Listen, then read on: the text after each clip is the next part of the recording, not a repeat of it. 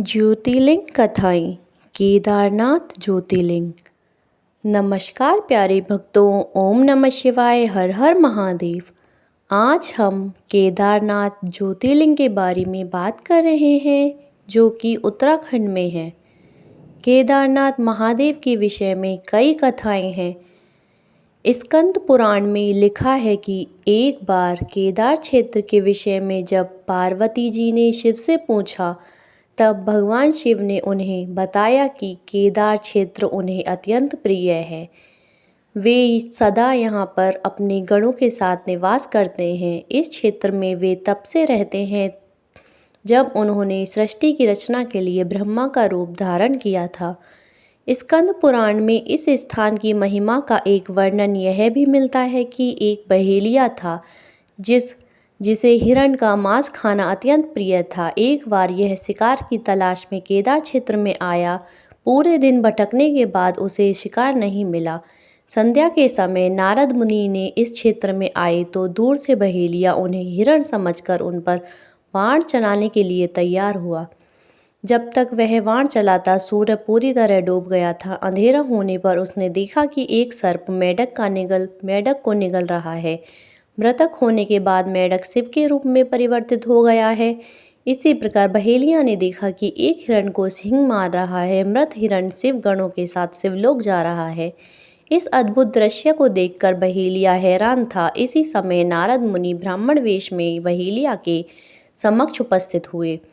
बहेलिया ने नारद मुनि से इन अद्भुत दृश्यों के विषय में पूछा। नारद मुनि ने उन्हें समझाया कि यह अत्यंत पवित्र क्षेत्र है। इस स्थान पर मृत होने पर पशु पक्षियों को भी मुक्ति मिल जाती है। इसके बाद बहेलिया को अपने पाप कर्मों का स्मरण हो आया कि किस प्रकार उसने पशु पक्षियों की हत्या की है।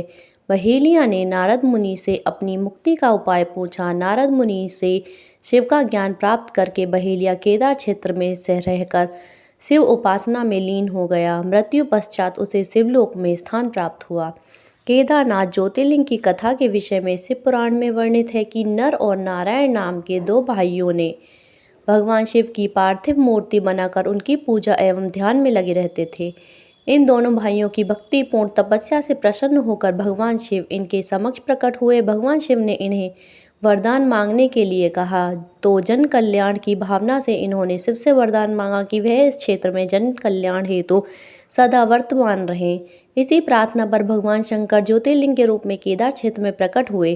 केदार से जुड़ी पांडवों की कथा शिव पुराण में लिखा है कि महाभारत के युद्ध के पश्चात पांडवों को इस बात का प्रायश्चित हो रहा था कि उनके हाथों उनके अपने भाइयों बंधुओं की हत्या हुई है। वे इस पाप से मुक्ति पाना चाहते थे। इसका समाधान जब उन्होंने वेद व्यास जी से पूछा तो उन्होंने कहा कि बंधुओं की हत्या का पाप तभी मिट सकता है जब शिव इस पाप से मुक्ति प्रदान करेंगे। शिव पांडवों से अप्रसन्न थे। अतः पांडव जब विश्वनाथ के दर्शन के लिए काशी पहुंचे तब वे वहां शंकर प्रत्यक्ष प्रकट नहीं हुए। शिव को ढूंढते हुए तब पांचों पांडव केदारनाथ पहुंच गए। पांडवों को आया देखकर शिव ने भैंस का रूप धारण कर लिया और भैंस के झुंड में शामिल हो गए।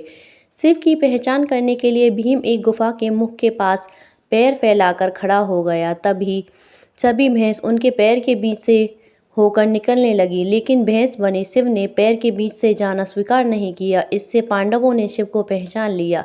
इसके बाद शिव वहाँ भूमि में विलीन होने लगे। तब भैंस बने भगवान शिव शंकर को भीम ने पाठ की तरह पकड़ लिया। भगवान शंकर पांडवों की भक्ति एवं दृढ़ निश्चय को देखकर प्रकट हुए तथा उन्हें अपने पापों से मुक्त कर दिया। इस स्थान पर आज भी द्रौपदी के साथ पांचों पांडवों की पूजा होती है। यहाँ शिव की पूजा भैंस के पृष्ठभाग के रूप में तभी से चली आ रही है। अगर आपको हमारी ये वीडियो अच्छी लगी हो तो कृपया हमारे चैनल को सब्सक्राइब करें और कमेंट में हर हर महादेव जरूर लिखें। धन्यवाद।